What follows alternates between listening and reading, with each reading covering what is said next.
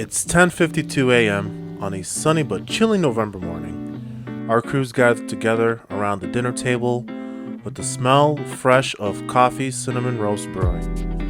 It was a quiet night because of the snowstorm that came through overnight. Suddenly, the tones drop and dispatch says,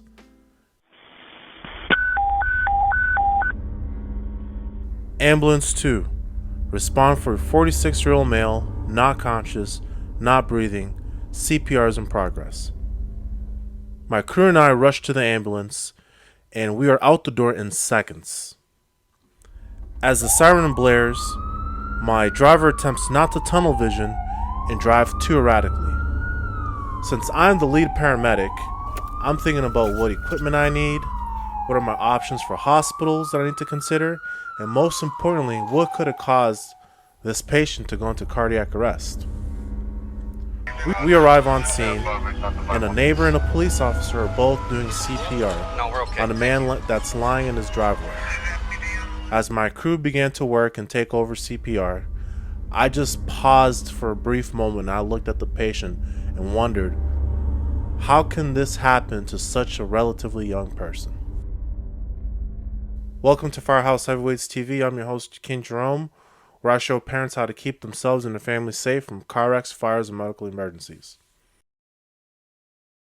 Let's talk about what actually happened with this. Why is it that so many people 36 and older drop like flies during heavy snowstorms and things like that?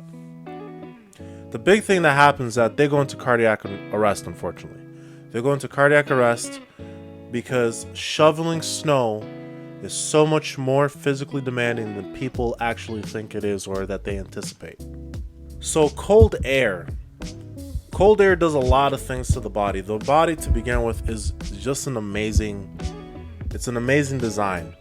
How it adapts as best as it can to any type of environmental change. For example, what happens in our bodies when we go out into the cold, our body does this thing called vasoconstriction. So pretty much what that means is that your blood vessels, they shrink. They shrink in order to flow blood maybe faster and stronger to a specific location. Think of it like a garden hose. If you have a garden hose, you turn it on normally with no attachments, it'll just flow. But as soon as you put your finger or your thumb right by the opening, and then suddenly there's all this pressure that comes out, that is the equivalent of what happens to the blood vessels in the body. They vasoconstrict, they get smaller in order for it to push harder and faster. The reason why it's so important to bundle up when you guys go outside, especially for shoveling, is because the body reacts this way in an attempt to maintain a normal core body temperature. So it'll move blood away, most of the blood flow away from non-vital organs and tissue. So it'll leave the fingers. Blood is not going to completely leave it, but there just won't be as much blood flow to those areas. And they're all going to be mostly going to all your vital organs that you need in order to stay alive. So now you're in this position, and it's pretty much the same thing that happens to a person who's in shock. When a person goes into shock, say they start bleeding out, their body diverts the majority of the blood to the necessary organs to try to stay alive as best and as long as possible. So the same thing happens when you're in the cold. Second thing that happens is that it is so physically demanding that your heart rate shoots up. Your heart rate just goes through the roof while you're shoveling snow. A problem that a lot of people have that end up in this situation is that they push themselves to the point where they unfortunately go into cardiac arrest. And what happens a lot of times is that they're thinking they just need to finish what they started. They need to finish the sidewalk, they need to finish the driveway. But when your body's telling you to stop, you have to stop. You have to stop. Best way I think that this can be avoided is by working on one's cardio to get their heart stronger and more used to being at an elevated level. If your heart is not used to working that hard, for that period of time, it can cause some serious problems for anybody. So what do you do if you happen to see a neighbor go into cardiac arrest or just collapse? Let's say they just collapse. You're driving, walking the dogs, jogging, and you see somebody who may be outside shoveling, and suddenly they take a knee, they look like they drop down, eyes wide open, look like they're trying to gasp for air. What do you do? In this situation, it's very important that you, first of all, go check on them. Try to see if you can get their attention. If they're not responding to you, whether they're just staring off, kind of like looking off into space, you know, they could still be breathing, but if they're not responding to you, call 911. Call 911 right now. Call them. If you feel a pulse, try to see if you can feel a pulse. If you cannot feel a pulse, start doing chest compressions. Just start doing don't worry about breathing into the mouth for them or any of that. Just nothing but chest compressions. You need to start CPR.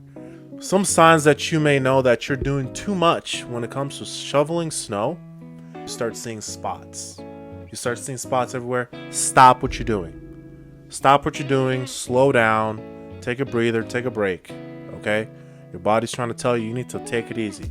Take it easy. If you become very out of breath, slow down. You guys know your bodies. You guys know when you guys are starting to push it. Don't push it. Don't push it. If you need to come back and finish a little bit later, do that. If you need to sit down and take a break, do that. Make sure you go warm up, because the longer you're cold, I'd even say this.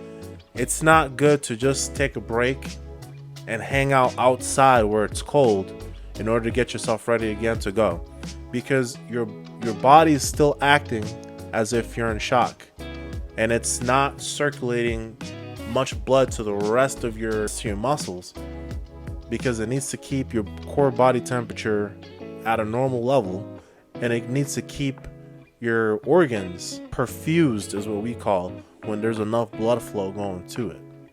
Some tips: make sure you're staying warm.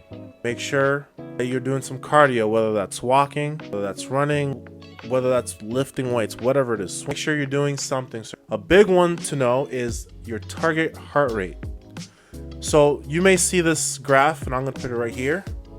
You may see this in a lot of gyms where it has your height or body weight and your age in a specific range that you should always be at.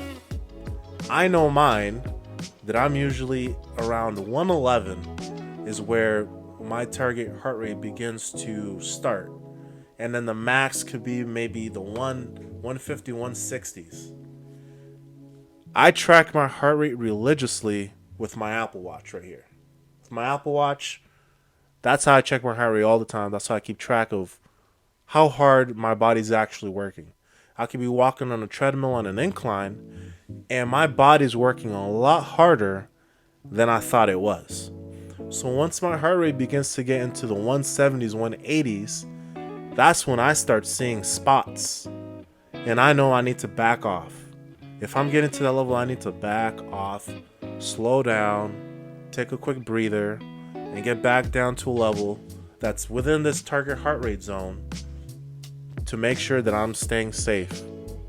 Something I would consider for you to do is, if this becomes a problem for you, like especially if you have cardiac issues, cardiac history, anything like that, invest in a snowblower. Maybe invest in someone else coming and do the shoveling for you.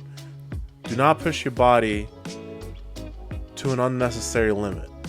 Something I do recommend getting, like I mentioned already with the Apple Watch, is an Apple Watch or a Fitbit or some other kind of heart rate monitor.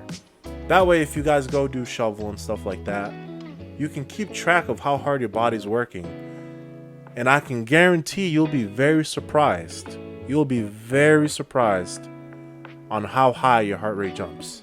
There should be a QR code over here that you can scan and check it out on Amazon and see what you like. But it's important to keep one of these, to make sure you have one. That way you're aware on how your body's performing. So I hope you guys enjoyed this video. Make sure you like this video, make sure you subscribe. Let me know your thoughts on this video in the comments below, and I'll see you guys in the next video.